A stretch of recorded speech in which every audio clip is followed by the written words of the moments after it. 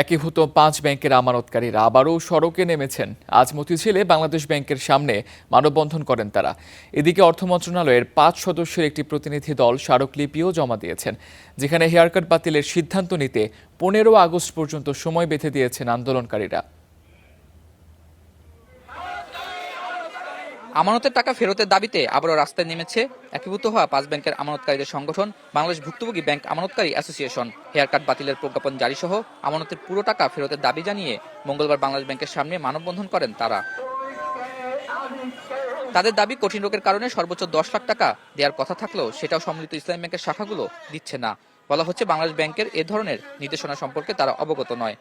চিকিৎসার জন্য ১০ লক্ষ টাকা পাওয়ার কথা এটা বাংলাদেশ ব্যাংক থেকে বলা হয়েছে, সেখানে আমরা ২ লক্ষ টাকাও আমাদের অসুস্থ মানুষদের হাতে তুলে দিতে পারছি না। এ সময় ভুক্তভোগী ব্যাংক আমানতকারী অ্যাসোসিয়েশনের আন্দোলনের সঙ্গে নিজেদের সম্মতির কথা জানায় ইসলামী ব্যাংক সচেতন গ্রাহক ফোরাম। সেই দিন আর দূরে নয়, সাবধান থাকুন, এক সপ্তাহের মধ্যে আমাদের সমাধান বের করুন, না হয় আর ব্যাংকে ঢুকিয়েন না। আন্দোলনে অতি দ্রুত হেয়ারকাট বাতিলের প্রজ্ঞাপন জারির দাবি জানানো হয়। সেই সঙ্গে রাষ্ট্রপতি ও সচিব সহ অনেকে সম্মিলিত ইসলামী ব্যাংক থেকে বিশেষ সুবিধা নেওয়ায় ক্ষোভ প্রকাশ করা হয়। এই আমানতকারীদের হেয়ারকাট বাতিল করে প্রজ্ঞাপন জারি করে অর্থ মন্ত্রণালয়ের মাধ্যমে অতি দ্রুত টাকা ফেরতের যাবতীয় ব্যবস্থা করে দিবেন।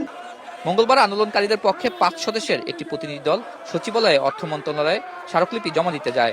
দাবি আদায়ে ১৫ আগস্ট পর্যন্ত সময় বেঁধে দেয় তারা।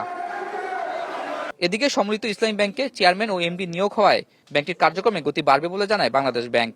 গ্রাহকদেরকে কাছে আমাদের অনুরোধ থাকবে, আপনারা আরেকটু ধৈর্য ধরেন।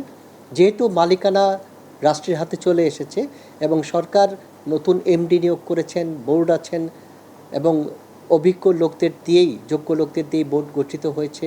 হয়তো বা এখানে আরও বোর্ডে আরও কিছু গুরুত্বপূর্ণ অভিজ্ঞ লোকের অন্তর্ভুক্তিও হতে পারে। সেক্ষেত্রে এই ব্যাংকটি যখন সঠিকভাবেই পরিচালিত হতে যাচ্ছে, অতএব জনগণের কাছে আমাদের দাবি বা অনুরোধ যে আপনারা একটু ধৈর্য ধরেন, ব্যাংকটা আস্তে আস্তে ঘুরে দাঁড়াবে এবং আপনাদের সমুদয় অর্থই মুনাফা সহ আপনারা ফেরত পাবেন। হেয়ারকাট বাতিলের সিদ্ধান্ত আসতে পারে বলে বাংলাদেশ ব্যাংক সূত্রে জানা গেছে। আতাউর নিয়ন, স্টার নিউজ, ঢাকা।